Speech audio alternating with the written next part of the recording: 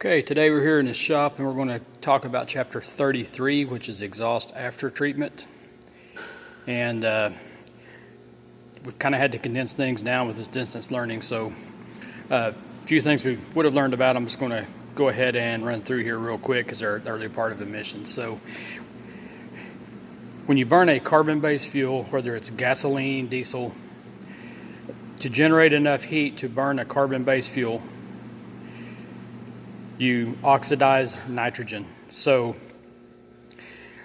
the air in our environment is about 80% nitrogen, almost, not quite 80, but it's pretty close to that. So what they figured out in the 70s when they first started going after emissions in general was that we needed to reduce oxides of nitrogen, which is a byproduct of oxidizing nitrogen, and we need to reduce unburnt fuel, which is soot or hydrocarbons going out the exhaust. Particulate matter is what we're going to call it on diesel engines.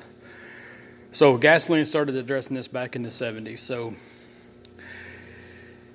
diesel got away with it for quite a while, and it came around in the early 2000s. The government forced diesel to start addressing their emissions things or suffer the consequences of not having it anymore for a fuel source. So the engineers had to get busy and figure some things out.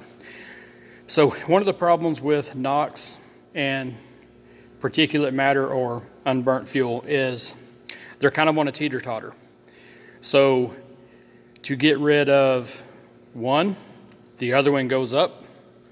To lower the other one, the one you got rid of comes back up. So they're kind of teeter-tottering back and forth because they're opposite things. So particulate matter is unburnt fuel. You build a hotter fire, you get rid of the particulate matter or soot or hydrocarbons coming out the exhaust. But you build a bigger fire, then you oxidize more nitrogen, so your NOx levels comes up. So when you lower NOx, particulate matter tries to come up because it's not a hot of a fire, so you can't burn as much. So we got this teeter-totter thing going on. But the first one they picked on was going after basically NOx and trying to get it lowered. So early on emissions, you had the turbocharger come into play and a after cooler, or more preferably a charge air cooler up on the front, in front of the radiator. We went through HVAC, we know about the 70-degree air. So this works about like a condenser does. You get the hot air coming off the turbo, you cool that air down, it lowers the cylinder temperatures because you have a cooler air coming in, therefore NOx levels decrease a little bit. One of the reasons for going turbocharged on everything was emissions related, it wasn't performance related. If we pump more air through the engine, NOx levels come down. So back in the 80s, they started going after NOx very slowly as far as the government, meaning on the emissions. So everything started getting a turbocharger and an after cooler. So we rocked with that and they were like, good job, that lowered it a little bit. So in 2004, they come out and said they wanted the emissions addressed on diesels, and they said if you want to sell engines, you're going to have to get your particulate matter down to 0.1 gram per base horsepower or brake horsepower hour, and your NOx levels down to 2.5 grams per brake horsepower hour.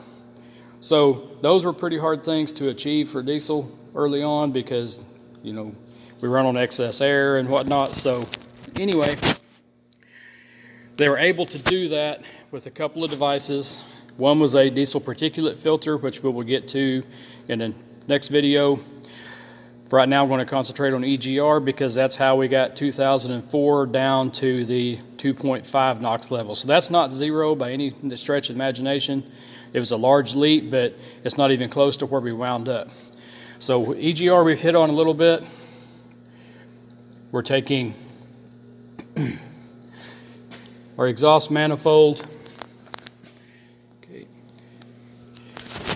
and we're pushing some of that EGR, so exhaust gas, into a tube, goes to an exhaust gas cooler, so cooled EGR.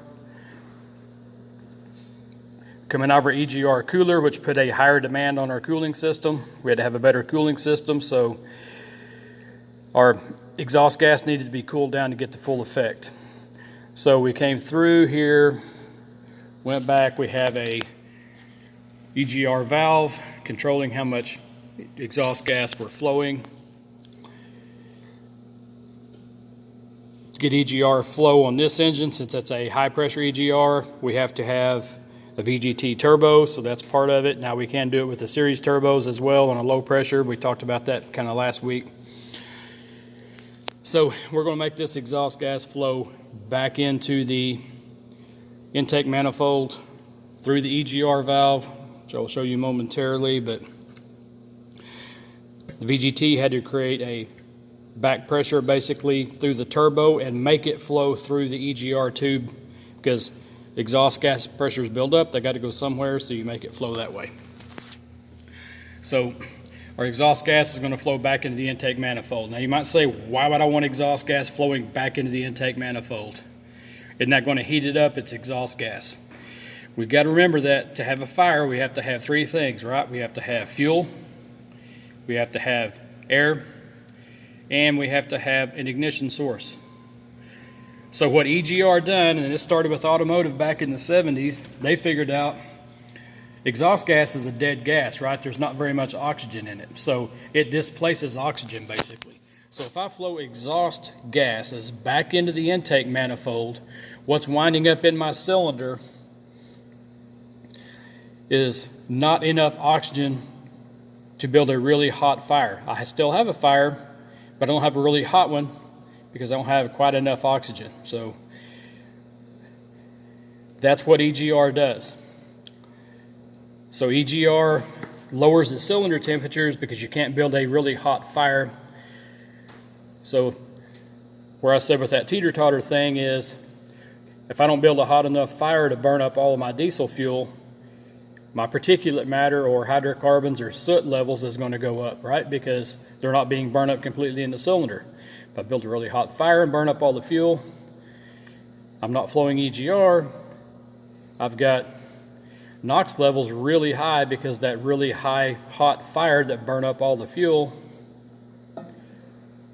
oxidized more nitrogen, so my NOx levels went up. So EGR is a NOx lowering device only. It won't help with particulate matter, it actually increases particulate matter. EGR also affects fuel economy. If you don't burn up all your fuel and maximize what you're getting out of it, then your fuel economy is going to go up. So that's, or down actually, sorry. That's why the fuel economy dropped in starting in 2007. Kind of started that way in some vehicles in 03, but anyway, 07 fuel economy started dropping. EGR was part of that. So just remember, the EGR does affect fuel mileage. EGR is only a NOx reducing device. It actually increases particulate matter, soot, or hydrocarbons.